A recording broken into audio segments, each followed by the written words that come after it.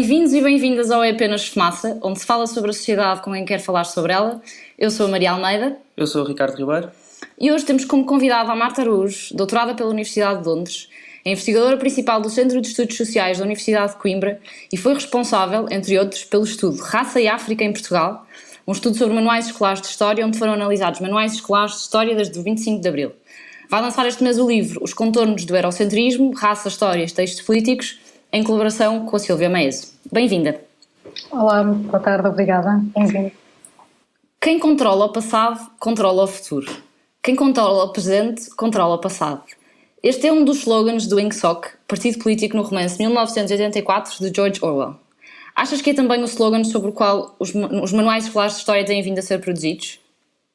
Ora bem, gostava de salientar aqui duas ideias.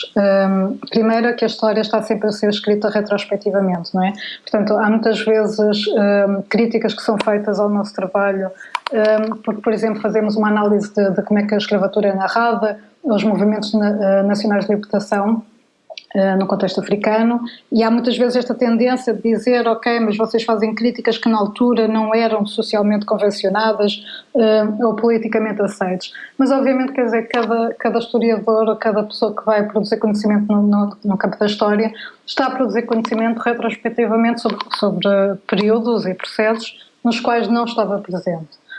Isso por um lado. E por outro, há uma ideia também muito comum que costuma ser veiculada, que é até também pelo analista de discurso Toyn van Dijk, que costuma dizer que os manuais refletem a historiografia de ontem.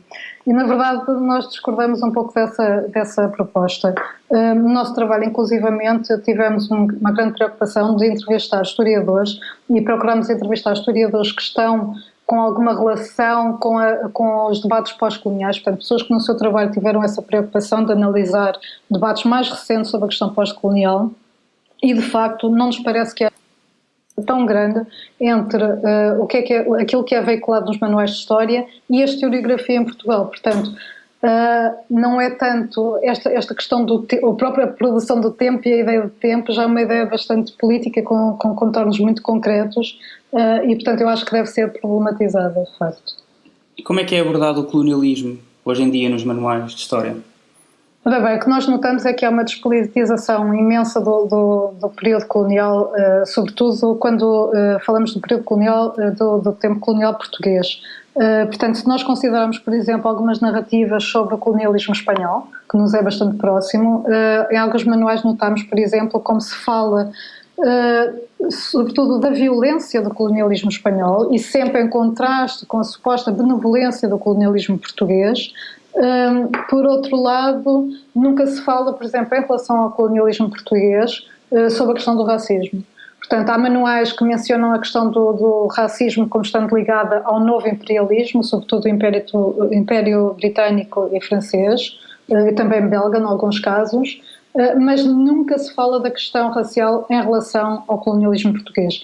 Portanto, o que nós temos é uma visão muito despolitizada da troca cultural, do encontro de povos, das descobertas, deste imaginário da exploração daquilo que era desconhecido para o Ocidente e, portanto, uma abordagem muito despolitizadora e que, aliás, portanto, analisamos manuais até 2010. Aliás, essa visão despolitizadora tem sido cada vez mais visível. Como exemplo, num dos manuais que analisamos, que são dos manuais mais vendidos em Portugal, e não vou mencionar aqui a editora, em 2003 o manual, que era escrito por vários autores, mencionava a respeito da escravatura que se deu um movimento forçado de povos da África em relação à América para serem escravizados.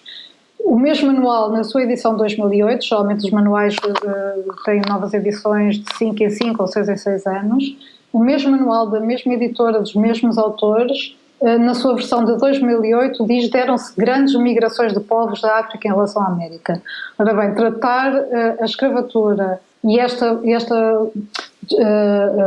movimento forçado de povos e populações que não eram escravos, que foram escravizados, com uma questão de uma mera migração, acho que é bastante, ilustra de uma forma bastante evidente a despolitização crescente que tem vindo a ter a questão do colonialismo e da escravatura. E como é que nos manuais escolares é narrada essa escravatura e como é que se suaviza dessa maneira? Quais é que são as desculpas, entre aspas, que são usadas para essa suavização da escravatura? Ora bem, há aqui um dispositivo que é um dispositivo já usado desde o início do século XX, que é culpar sempre a escravatura, culpar a origem da escravatura, atribuir a origem da escravatura a outros povos. Portanto, menciona-se em alguns dos manuais que os árabes já praticavam a escravatura. Isto é uma narrativa que pode ser também encontrada, por exemplo, na Bélgica, no Museu de Tervuren, no Museu da África Central, onde essa narrativa foi já usada até pelo rei Leopoldo, para, no fundo, vir a tornar como natural a escravatura praticada pelos europeus. Uma colega que fez investigação no contexto holandês, por exemplo, dava conta de como nos manuais holandeses se atribuía a responsabilidade da escravatura aos portugueses e, portanto, os holandeses meramente continuaram esse tráfico que já existia. Portanto, uma questão é tentar aqui atribuir culpa, não é? E, sobretudo, deslocar essa culpa para outros povos. Outra questão que é fundamental é a questão da agência política das populações escravizadas. Nunca se mostra nenhuma forma de luta destas populações contra a escravatura. Geralmente são sempre resgatadas algumas figuras cristãs, missionários, desde até a influência do padre António Vieira ou Bartolomeu de Las Casas, a fazer a luta pelos direitos das populações escravizadas, geralmente até as populações índias, sem se discutir como é que a população africana era vista como sendo naturalmente destinada à escravatura. Mas, quer dizer, dizia eu que as lutas levadas pelas próprias populações escravizadas nunca está presente e existe inclusivamente num dos manuais uma fotografia de um quilombo, por exemplo, nunca se menciona o quilombo de Palmares, que foi um grande foco de resistência no Brasil, mas existe uma imagem num dos manuais de um quilombo e que tem como legenda escravos dançando num dia de festa. E, portanto, esta ideia de, quer dizer, que a escravatura não era assim tão mau, eles até tinham direito a um dia livre e podiam fazer as suas festas e preservar as suas culturas. Portanto, esse é outro dos dispositivos narrativos. A questão racial é também uma maneira muito forte de naturalizar a escravatura. Portanto, fala-se sempre escravo negro, escravo africano negro, etc., mas nunca se discute em nenhum momento nos manuais como a questão racial influenciava a escravatura no sentido que determinava quem era passível de ser escravizado. Portanto, isso nunca é discutido e, claro, nunca são feitos paralelos com o presente e os legados da escravatura. Por exemplo, nas reformas de história, uma questão muito central tem sido a de como estabelecer ligações entre o passado e o presente. É muito claro que o presente que se procura estabelecer como estando ligado ao passado do colonialismo é a ideia de uma sociedade intercultural e multicultural e aberta aos outros. Nunca se fala da questão do racismo em relação com esse passado histórico. Por outro lado, e para finalizar, parece-me também importante, porque nos últimos 10, 20 anos tem sido mais visível que há uma abordagem da escravatura dentro da lógica dos direitos humanos e, sobretudo, uma lógica individual, portanto, de um direito individual que foi infringido e que não era correto à luz dos valores que temos. E, portanto, não há qualquer dimensão das lutas políticas das populações escravizadas, do impacto que isso teve nas sociedades africanas e, sobretudo, uma coisa que tem vindo a ser discutida muito na Europa na última década, do impacto que tem nas sociedades europeias. Portanto, a questão do privilégio, não só como é que a Europa subdesenvolveu a África, mas como através da exploração da África nós sobredesenvolvemos a Europa. E, portanto, em Inglaterra hoje em dia há imensa investigação a fazer um mapeamento das famílias que estavam ligadas ao tráfico de escravos e como elas beneficiaram e como isso está presente hoje desde a arquitetura às artes. Tem saído imensos artigos nos últimos tempos sobre que fazem esse mapeamento. Em Portugal não o há. Sim. Em Portugal nós falamos muito, na escola principalmente, em termos sido os primeiros a abolir a escravatura. Achas que nós falamos disto só mesmo para dizermos que fomos os primeiros a abolir? É assim, há um dizer que na academia que se costuma referir que no Reino Unido a escravatura é tão importante e a abolição da escravatura é tão importante que se a escravatura não tivesse existido teria de ser inventada para que os ingleses a pudessem abolir. Portanto, é assim, nós temos que pôr sempre estas questões em perspectiva comparada. Portugal tem estas narrativas, mas também outros países têm as suas narrativas de preservar, de certa forma, os seus passados imperiais de uma maneira mais ou menos honrosa, não é? Se nós formos a cada um dos países da Europa, veremos como esse jogo vai tendo nuances ao longo dos ciclos políticos, mas, por exemplo, em meados dos anos 2000, na Grã-Bretanha circulava muito esta ideia de que o imperialismo britânico permitiu a construção da sociedade multicultural que hoje existiria em Londres. Na altura da abolição, em 2007, comemoravam-se os 200 anos da abolição formal no Parlamento Britânico. Tudo isso foi uma desculpa para pôr os britânicos na vanguarda da discussão sobre a abolição. E a verdade, quer dizer, é que nós notamos esse tipo de padrões em várias sociedades. Cada sociedade encontra as suas formas de lidar com essa comemoração, mas geralmente com uma grande dificuldade de falar sobre o que se consideram politicamente, e isto é-nos dito nas entrevistas com decisores políticos, os aspectos menos positivos do colonialismo. Portanto, há sempre uma grande disponibilidade para falar ou para ter esta narrativa celebratória e comemorativa do que é que foi o contacto intercultural, mas muito pouca disponibilidade para abordar quais foram os efeitos que a escravatura teve nas nossas sociedades e fazer uma ligação com o racismo que continua a perdurar em sociedades como a portuguesa. Portanto, no fundo, eu olho para esse tipo de narrativas sobre a abolição como uma tentativa de uma construção de uma ideia da nação, de uma ideia do que é Portugal e, no fundo, de sempre esta ideia positiva. E é interessante, quer dizer, que nós encontramos isso nos historiadores mais críticos, associados muitas vezes à esquerda. Esse tipo de narrativas foi-nos dada no sentido de, ok, não é a narrativa mais desejável, mas de facto nós temos de dar às crianças algo positivo com que se identificar. E obviamente aqui estão a pensar nas crianças brancas, não estão a pensar noutras crianças. Num artigo teu de 2013 escreveste: assim se garante a ideia de Europa e do cidadão europeu como motores da história e da política, ignorando que, em grande medida, a abolição da escravatura se deveu à ação política dos escravos e ao longo dos processos de rebelião e resistência. Ou seja, o que é que realmente pesou nesta decisão de abolirmos a escravatura? Não, isto era exatamente o assunto que eu estava aqui a falar na pergunta anterior que fizeste. Portanto, o que se tenta sempre fazer é uma comemoração da ação política dos próprios povos brancos cristãos face à escravatura, mais do que, e isto passa-se o mesmo, não sei se irás ter alguma questão sobre isso, sobre as lutas de libertação nacional, mas quer dizer, a escravatura não é um processo isolado, há vários processos que têm a ver com o colonialismo e com o colonial, onde este dispositivo se ativa. Quer dizer, se tu fores a ver o cinema, a ideia do White Savior Complex abunda, e quando se fala na escravatura está sempre presente. Portanto, isto não é exclusivo da escravatura, perpassa uma série de outros eventos históricos relacionados com o colonialismo, nos quais se tenta resgatar sempre a ideia do cidadão branco que luta pelos direitos também dos outros e sobretudo dos outros. Portanto, se nós formos a ver, levando um pouco para outro período de análise, talvez fique mais explícito. As lutas de libertação nacional, sobretudo no caso português, que tiveram lugar em África a partir dos anos 60 até meados de 70, são narradas imediatamente antes da secção sobre o Terceiro Mundo. As narrativas que dão praticamente nenhuma agência política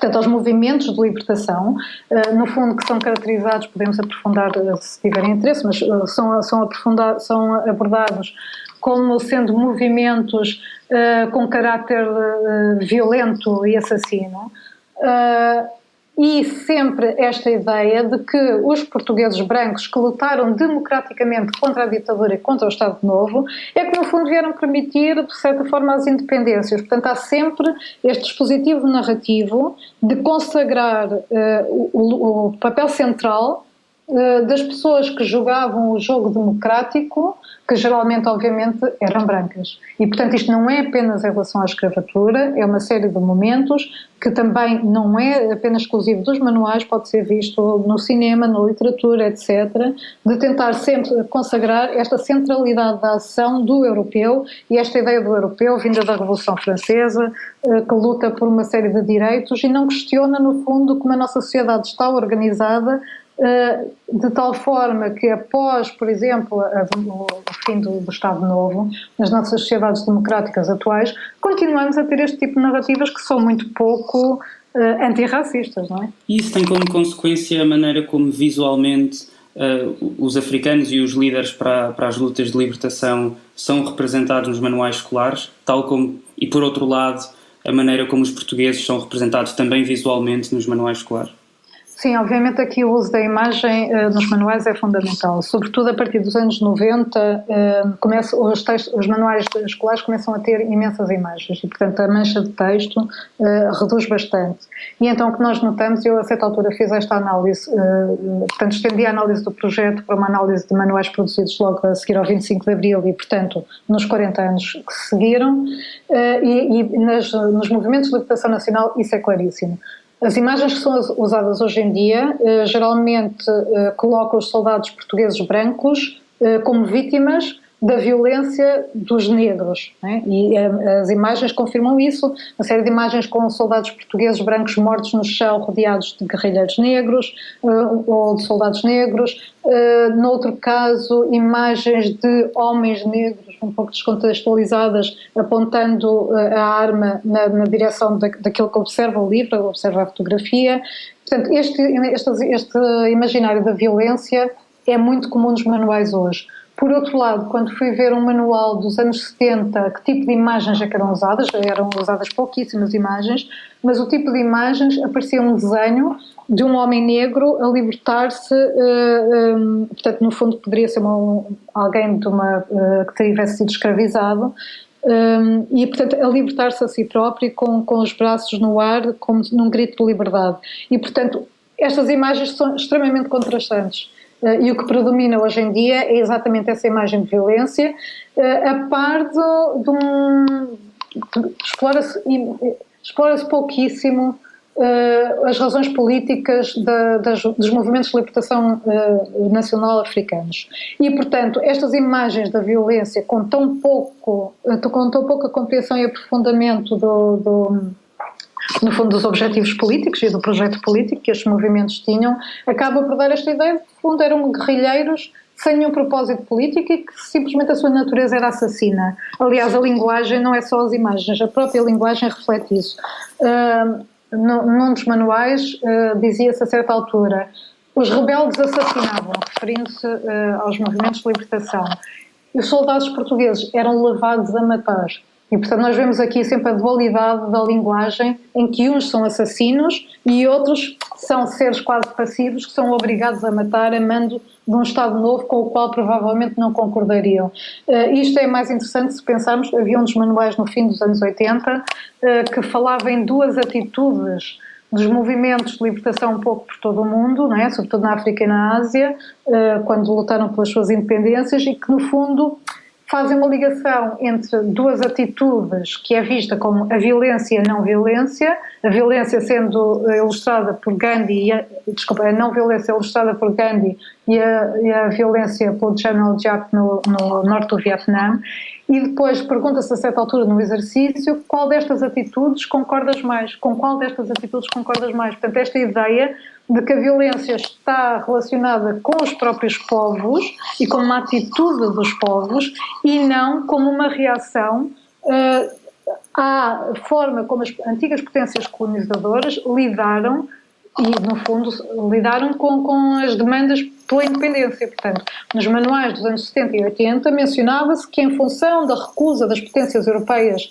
descolonizar, alguns países recorreram à violência. Esta ligação desaparece completamente nos manuais atuais e, portanto, parece de facto que há povos que são violentos e há outros povos que não são violentos. E, claro, isto a seguir, o tema a seguir é o terceiro mundo e, portanto, fica aqui muito claro como é que chegamos a uma ideia da África como um povo, como um continente falhado, sobretudo politicamente, mas também em termos de pobreza, etc. Portanto, esta ideia de que há uma natural violência entre povos em África e, portanto, é natural que o mundo seja assim. Ou seja, voltando ao princípio da nossa conversa, é toda uma narrativa que legitima o status quo, que legitima exatamente o que é o nosso contexto atual, internacional e domesticamente.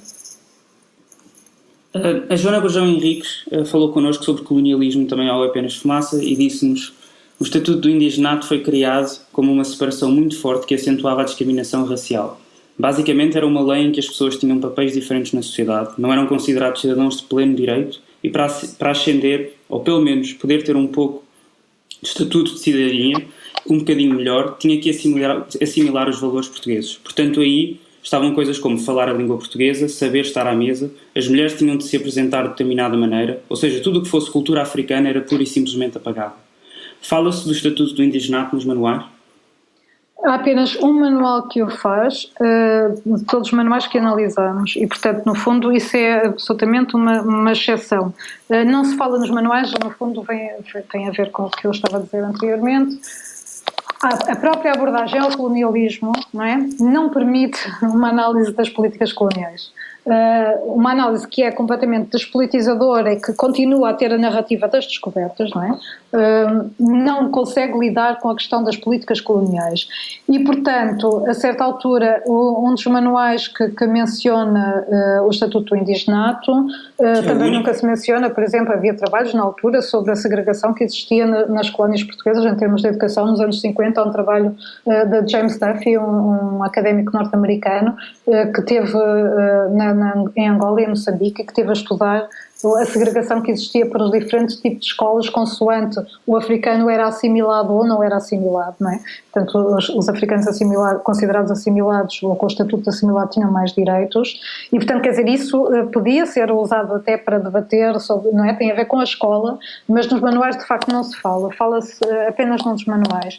E muitas vezes há quase esta ideia de que a certa altura, quando o Salazar começa a pregoar para estas ideias mais lusotropicalistas da nação multirracial e multicontinental, e no fundo em 1961 estendendo a nacionalidade aos habitantes das, começaram a ser chamadas províncias ultramarinas de Angola, Moçambique e Guiné, esta questão da extensão da nacionalidade a certa altura é retratada nos manuais como resultante da opinião de um ditador, ok? Portanto, não como um facto histórico que veio trazer certas expectativas a estas populações de ficarem, por exemplo, ou de virem para a metrópole quando se deu o 25 de Abril, mas não, é visto como uma exceção deste ditador um pouco excêntrico e, portanto, os alunos não conseguem muito bem compreender no fundo, estas realidades que coexistiam, de um campo discursivo do lusotropicalismo que tentava justificar esta ideia de que nós não tínhamos colónias, tínhamos apenas províncias e, portanto,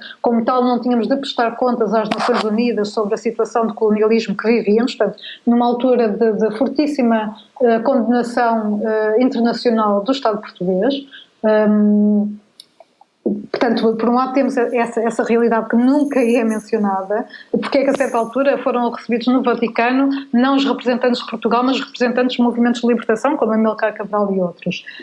Por outro lado, está sempre esta ideia, portanto, do colonialismo benevolente, isso não dá espaço, no fundo, para que sejam inseridos quaisquer conteúdos sobre as políticas coloniais que, no fundo, vêm contradizer esta ideia harmoniosa que se pretende transmitir nos manuais sobre o colonialismo português e, como tal, é impossível pensarmos qual é a continuidade política destes projetos coloniais e como é que ele se perseverou, como é que ele persistiu ao longo do tempo, mesmo após 1974.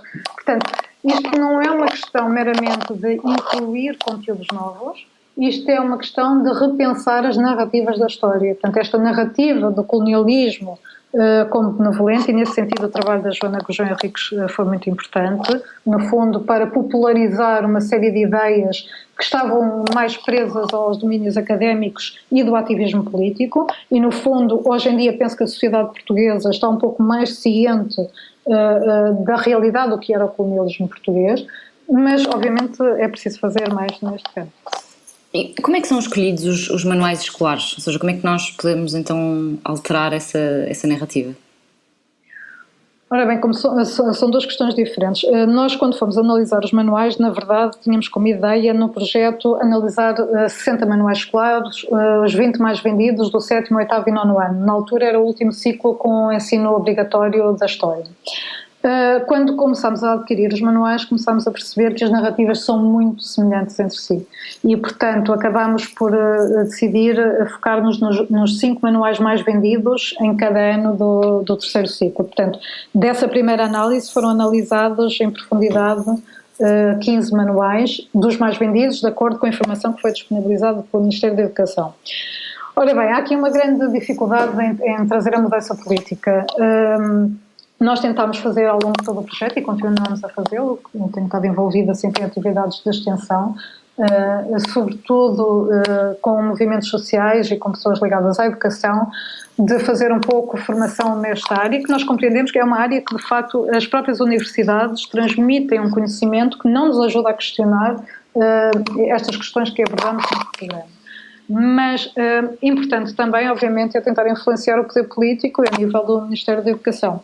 Nós, na altura, fizemos uma entrevista com as responsáveis pelo desenvolvimento curricular e inovação, fizemos uma pequena brochura que está disponível no site, passo já agora www.ces.pt/projetos/RAP, podem encontrar uma brochura com cerca de 18 páginas, onde nós tentamos trazer uma série de ilustrações destes debates que temos abordado e, no fundo, para fazer essa disseminação a um público mais amplo. Isto porque muitas vezes se enviam relatórios de investigação ao Ministério da Educação e o Ministério da Educação não está muito interessado em ler 200 páginas de debates teóricos. Portanto, o que nós fizemos, no fundo, foi um material muito mais leve para propor essa discussão.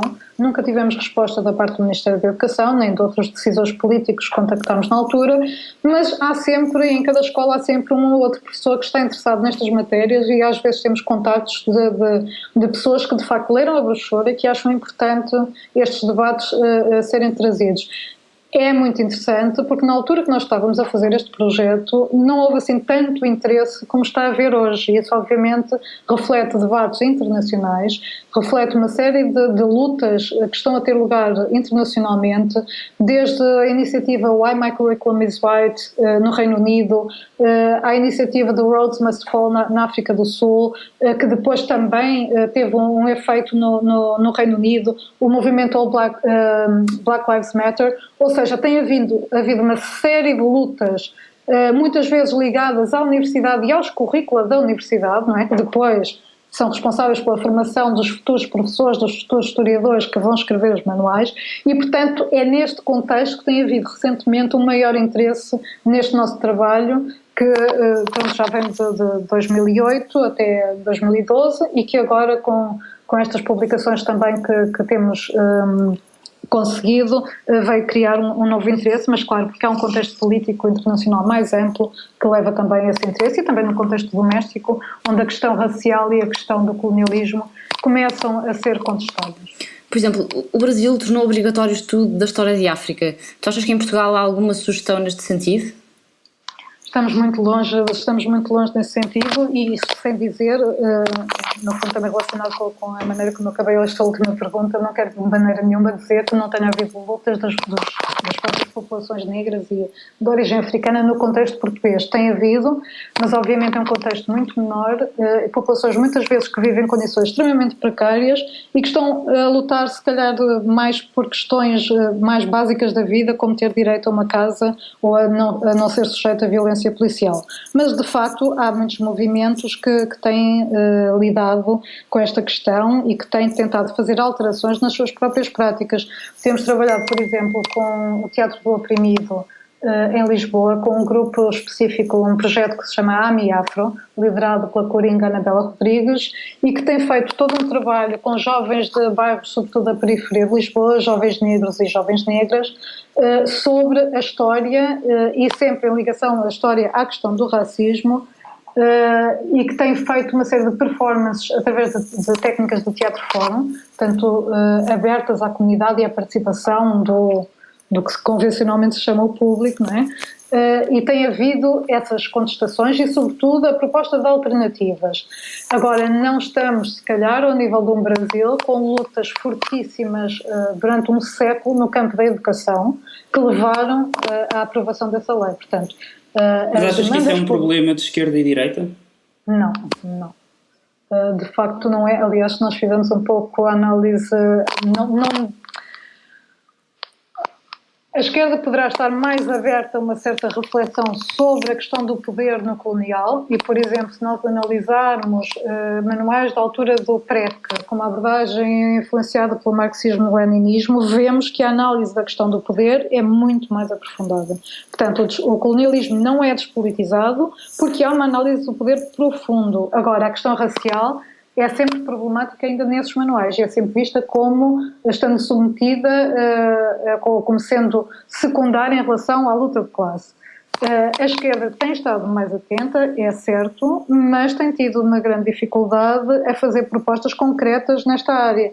E quando o faz, quer dizer, quando nós vemos, por exemplo, os manifestos políticos dos partidos de esquerda, geralmente fala sempre da figura do imigrante, fala muito pouco da questão do nacional, e, portanto, tem tido uma grande dificuldade em repensar a nação portuguesa como uma nação que não é exclusivamente branca nem cristã e, portanto, de repensar estas narrativas.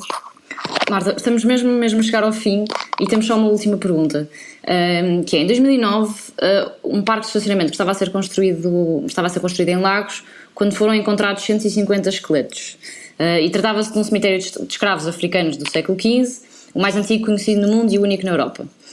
Entretanto, a Unesco propôs a criação do Museu da Escravatura e foi desenhado um projeto de museu que foi aprovado pela autarquia de Lagos, mas a verdade é que hoje no local está um minigolf. Tu achas que isto prova ou mostra que Portugal não está disponível para falar sobre isto? Bem, eu acho, é assim, todo este processo acho que merece um estudo aprofundado e há pessoas que o estão a fazer e que estão a acompanhar o processo, também na área do cinema, documentaristas com quem nós já falámos e que têm estado a seguir este caso. Portanto, isto não era de facto um cemitério, nem sequer uma vala comum, isto era uma vala de lixo, onde foram depositados estes corpos de pessoas que teriam sido escravizadas. De facto, houve todo aqui um empenho, a certa altura, do Comitê Português da Unesco em tentar, quer dizer, no fundo, salvaguardar esta memória ou preservar esta memória, e com a Câmara de Lagos, penso que não terá sido um processo muito pacífico, pelo que li na altura nos média, mas que se conseguiu fazer na altura um pequeno núcleo museológico, eu ainda não o visitei, e entretanto já será um pequeno museu do escravo. Quase ninguém ouviu falar disto em Portugal e, portanto, eu acho que é bastante relevante. Aliás, na altura que ele foi inaugurado, que foi aqui há poucos meses, eu lembro-me nesse dia de duas colegas que trabalham no cinema de terem estado presentes e me terem dito que iam, e eu ter feito uma pesquisa nos média e não se encontrava nada sobre esta inauguração. Portanto, eu acho que é absolutamente explícito como há um desinvestimento do Estado português de lidar com esta matéria. Temos, por um lado, a iniciativa privada a abrir museus como o Museu das Descobertas no Porto, o turismo colonial na cidade de Lisboa é inacreditável. Há uma série, se forem ao Terreiro do Paço e entrarem naquelas agências de turismo e virem a quantidade de folhetos com diferentes viagens turísticas de autocarro pela cidade de Lisboa e toda a narrativa das descobertas, não é? E da aventura. Isso, no fundo, é o que tem sido disseminado. A nível do Estado português, continuamos com esse tipo de discursos em termos oficiais. Esta especificidade do povo português de lidar com os outros povos vem exatamente desta ideologia do lusotropicalismo. E, portanto, a questão do cemitério aparece aqui outra vez, do cemitério, quer dizer, deste mercado dos escravos, o antigo mercado dos escravos, aparece aqui outra vez como uma imagem que é muito disruptiva, uma imagem que vem contrastar com esta narrativa oficial e, portanto, há muito pouca vontade para discutir este tipo de questões em Portugal e penso que isso tem sido claríssimo. Este foi mais um episódio do É Apenas Fumaça, onde se fala sobre a sociedade com quem quer falar sobre ela. Muito obrigado à equipa, Tomás Pereira, Bernardo Afonso, Pedro Suzarte, Pedro Cardoso, Diana Carvalho e Maria Almeida. Obrigado, Marta. Muito obrigada. A música é dos Lotus Fever. Visitem-nos em apenasfumaça.pt para mais episódios e até à próxima.